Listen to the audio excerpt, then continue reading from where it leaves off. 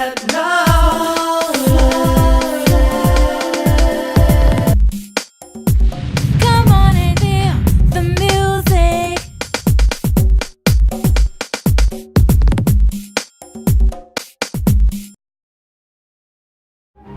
Support for the following program was provided in part by Creative Opus Designs, a creative combination of art and jewelry design.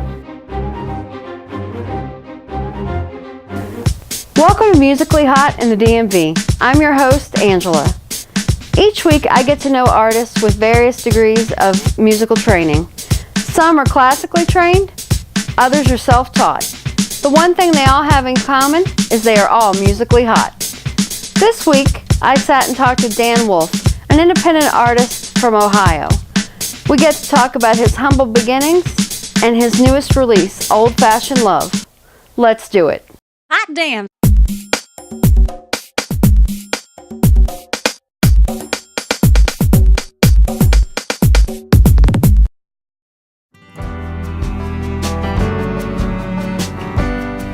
Welcome, Dan. It's nice to have you with us. It's nice to be here.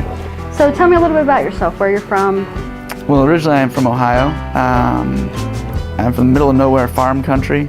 I'm out in the sticks. I went to college in upstate New York, and I've moved to Silver Spring. I moved to Silver Spring in 2009, and I've been there ever since. So what's that like coming from farm country, Ohio to, I mean, not that Silver Spring isn't DC, but it's still not farm country in Ohio. Yeah, that's true. I guess I still feel like I'm on vacation almost. I don't really consider this home yet. It's sort of, I live in an apartment building. If something breaks, they're responsible to come fix it. And it's definitely not like you go mow your own yard, and we had animals growing up, so it's not like I have chores like that occupy my time. So now I actually do a lot more music, which I guess is a good thing. Yeah, I actually grew up on a farm, so working on a farm that's time consuming. Not a lot of time to do anything else. It is, and on Saturdays I don't know what to do with myself because I feel like I should be, I don't know, shearing sheep or collecting eggs or something. But right. Not going to happen. No, well, not in Silver Spring. So how many years have you been here? Like I said, since 2009. I moved here in October of 2009. I've been working in and around DC, and so I don't know what's it make, a year and a half now. Okay. So. Your family, did you bring anybody with you, or are you kind of here by yourself? By myself. When I moved here, I didn't know anybody, and so it's been, slowly trying to build a band and build a following of friends, and without that already core group of people who know you, that's a little tricky, but. Right, yeah. This is definitely the town to do it in. There are so many talented people.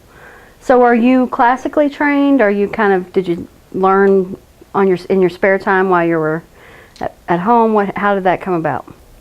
Way back in my life, my parents were very, they're both very musical, and my whole family is, and we always sang in church, and they always made us sing Christmas carols and whatever. They encouraged us to be in band of some sort. I avoided piano lessons, narrowly escaped piano lessons, but I did have to play trombone from 5th grade till when I graduated high school. That is the only formal music training I've ever had. Guitar is completely on my own, banjo's on my own, and all the other harmonica, and even the piano that I play now without lessons has become just my own thing. So.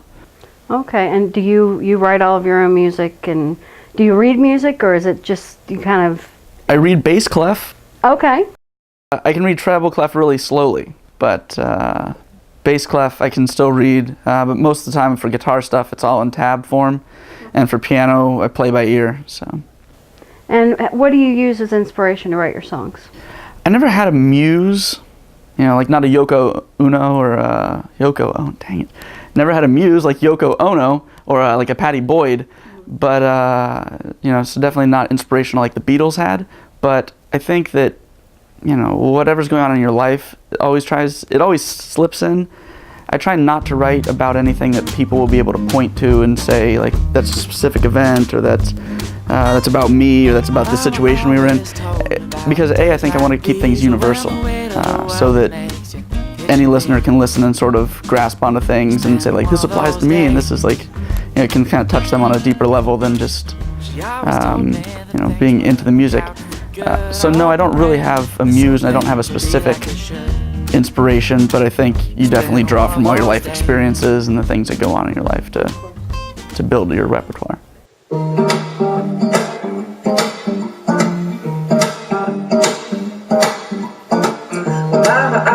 always told me about days like these, when the waiter go out and makes you hit your knees. But it's been one of those days. She always told me that things will work out for good. I hope and pray that soon things will be like they should. Cause it's been one of those days. But it's been a while, but I'm praying now. I'm hoping that you're going through somehow. Cause it's been one of those days. But it's been one of those days. Mama always said look on the sunny side. It don't seem to work because I already tried. Cause it's been one of those days. Well, square your shoulders and hold your head up high. Well, here I am, just looking up at the sky. Cause it's been one of those days. Well, it's been a while, but I'm praying now. Hoping that you're going through somehow. Cause it's been one of those days. It's been one of those days.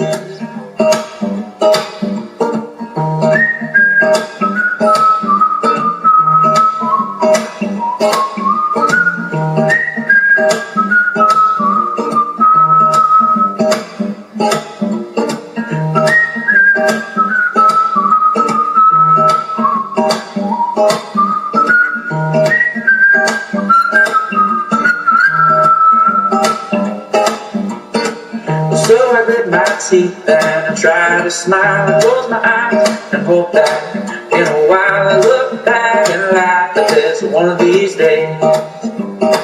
It's been one of those days. It's been one of those days.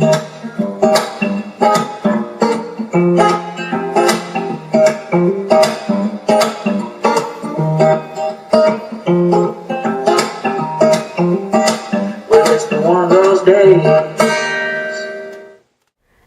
And you have kind of a blend of country, rock, folk. It's just a mishmash. But you're happy with that. I think it's kind of an interesting mix. Is that something you want to stick with? You're not trying to change. Do you like your sound, what you're coming up with right now? I do. I would like to sort of be able to genreify myself at some point. I would like to be able to, because people ask, what are you? And like, I have a song on the new album called Leave It All Behind, and it's very jazzy sounding. There's another one called Everything Falls Apart, but that's like completely country. And then I have a lot of kind of more acoustic-y, more ballady songs. And I would like to at least be able to say, this is my genre. I have one track that has a whole bunch of saxophone parts. So, it's tough to really tell people what you are. Adult contemporary, I guess. But I would like to be able to kind of put myself into a genre that I can sort of find my knack in. You can just be miscellaneous. Yeah, miscellaneous. Americana, I think they call it. There you go. So a lot of people compare you to James Blunt, John Mayer, James Taylor. How does that feel? Like, does that make you proud? Is it intimidating? How does that make you feel? Well, that's obviously good, because those are the people I listen to, so I guess I'm emulating sort of what I would like to be. I think that the difference is, I think I'm probably more like James Taylor, I guess, in that I listen to his albums and the tracks each one are very different. And I think that kind of speaks to my style, what I was talking about before with a very jazzy song, a very country sounding song.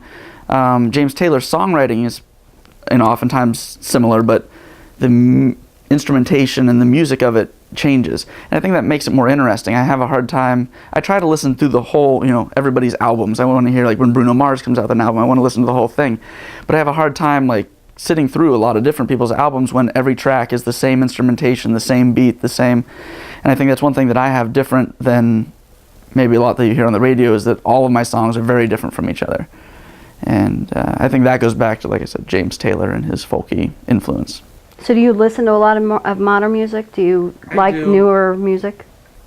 Do I like newer music, or do I listen to a lot of newer music? Listen to and like, I know, are very different. Right, I listen to it because on the radio you don't have much choice, and you kind of want to keep current. The band that I'm playing in now is looking to cover a lot of like the pop songs, maybe in like a more stripped down, folkier way. Songs that people recognize, want to sing along with, but that they still, I don't know, maintain kind of our sense of identity. And we're currently working through some of those. Some of them are trickier than others to tone back. I was going to say that must be hard to do. Yeah, it's tough. I don't rap really well, so that's probably the biggest, hurdle to some of those covers. Okay, well that'll be your Saturday afternoon. Yeah, that'll be what I do the rest of the day. Who are some of the other musicians and producers that you've worked with? Locally, I've worked a lot with Josh Insel. He's out at Ambience Recording Studios in Germantown. He's worked a lot with the Fisherman Band.